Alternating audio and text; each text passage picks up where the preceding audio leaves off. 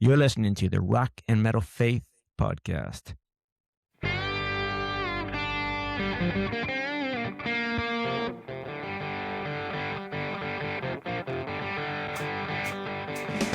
electric guitars, the heavens shake through every riff, our souls awake.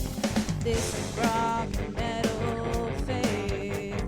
The thunder roars, his name is praised. Through light and dark, his love will fade. Forever loud, rock and metal faith.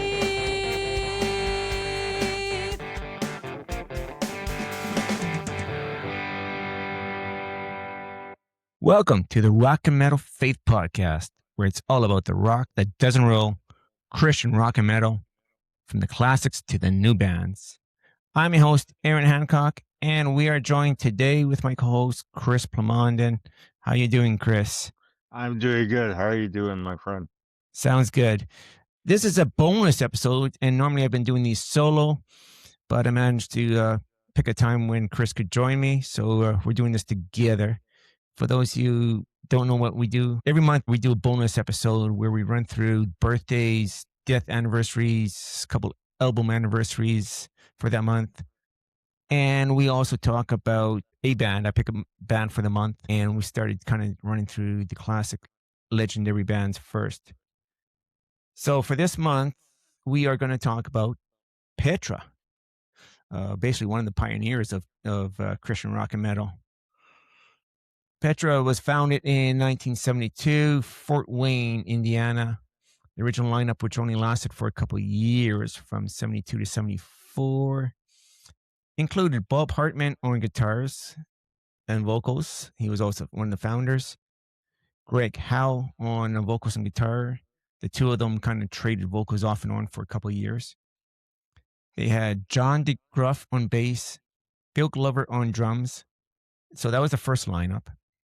And then after that, we get into the classic lineup, which had Greg Volt on vocals from 79 to 86, Bob Hartman still on guitar, Louis Weaver doing drums, Mark Kelly on bass, and John Slick on keyboards. Don't get him confused with John Schlitt, who will come in to do vocals later with the band. Yeah, I was just thinking about that. Yeah. A little comment about that. This classic area of Petra kind of defined arena rock worship sound. It had a massive mainstream crossover success, helped legitimize Christian rock in churches and radio. They've had multiple Grammy and Dove Awards with them. Signature albums with this lineup include Never Say Die, Not of This World. I also want to point out, too, actually, for those attending Immortal Fest this year, actually it will be this September, you're going to get 3 lineups of Petra. The original lineup minus Bob Hartman will be there under the name God Has Forgiven. The classic lineup with Greg Volts will be there. I imagine they've got someone else on guitar, because the current lineup of Petra is going to be there as well. So a full weekend of 3 lineups of Petra music. Oh, but Bob Hartman won't be there? Yes, he is going to be there in the current lineup. Current lineup, right. And stuff. So yeah, the current lineup includes Bob Hartman, founder, again on guitars, Greg Bailey on bass, Paul Simons on drums, and John Schlitt on vocals. Some of the classic albums with John Schlitt include This Means War, All Fired Up, Beyond Belief. Great albums, yeah. I love All Fired Up. That's my favorite album, yeah. What about Beyond Belief? Yeah, I like Beyond Belief. Probably Beyond Belief and Fired Up first are my 2 favorite. Yeah, I mentioned these ones. I think these 3 are my favorite. There's some great songs on there, too, with...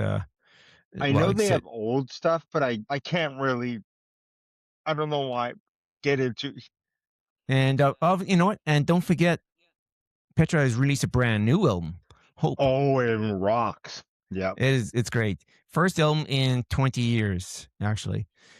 But yeah, so that's enough of Petra. I also should mention too that while we mentioned these three lineups of Petra in the 80s and 90s and then 2000s, I guess, whatever, they did kind of go through various lineup changes. Paul Hartman was always part of the band, although he did spend a few years not touring with the band in the later years. He would do some of the writing and recording, and they would tour with somebody else. So that's it for Petra. We'll move on to birthdays now. March 1st, we have Ken Stewart, who is a former guitarist for the band Skillet. He was actually one of the founders. March 1st, Ken Stewart's born, 1961. That's awesome. Happy birthday. Yes.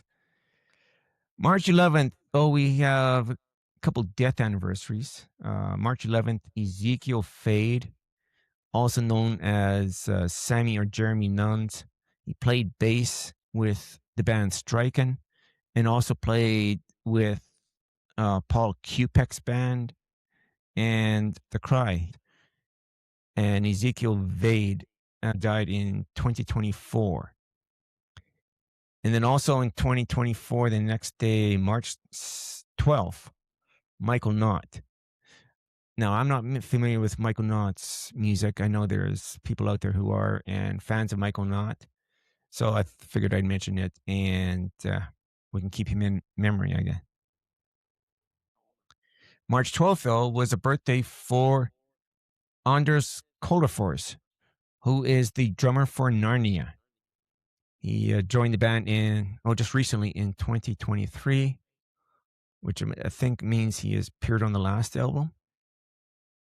And March 16th, another Narnia birthday, Nicholas Edberger, who does keyboards in Narnia. He was with them in the 2003 and then rejoined in 2011 and is still with them. So Nicholas Edberger, keyboards for Narnia, born March 16th. Your thoughts on Narnia, Chris? You know what? We keep hearing about Narnia. We might have to reach out and say, want to come on the show. Yeah. Yeah. And actually, we did an episode not too recently about our favorite Narnia songs. Yeah. They are, wow. They're really up and coming there. Yeah. Well, not up and coming. They're a Swedish band, been around actually quite a while, since the 90s, I believe it was. Yeah, they're Anyways, just starting to go up. March 18th, we have a legendary birthday, legendary producer, John Elefante, born 1958. I was just going to say. Yes, he's produced a lot of stuff. You know what? We might have to get around one of these times to do an episode about the stuff that he's done and produced. That would be quite an episode, I think. Wow, geez. Extensive career. Holy smokes. Yeah. March 21st, we have birthday from the Striper camp, Robert Sweet, drummer for Striper, born 1960. And March 25th, to album anniversary, the Best of Striper. It's called 7. Best of Striper came out in March 25th, released 2003. All right, March 26th, Jeremy Scott, who plays guitars for Demon Hunter, born. Yeah, great band, Demon Hunter. Unusual sound, but great band. And March 22nd, we have another Striper album anniversary, Second Coming, released 2013. Second Coming was actually a bunch of classic songs re-recorded and re-released. A lot of bands will re-record some of the old stuff when they've switched labels just to try and regain the rights to some of their songs. March 28th, we have a birthday, Tony Palacios, who was a guitarist for Guardian, born 1960.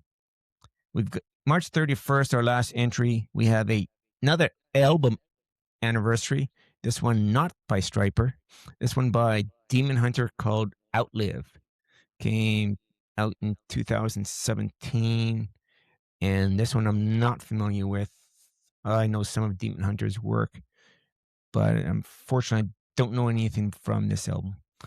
So if we got Demon Hunter fans out there, give us your thoughts on Outlive.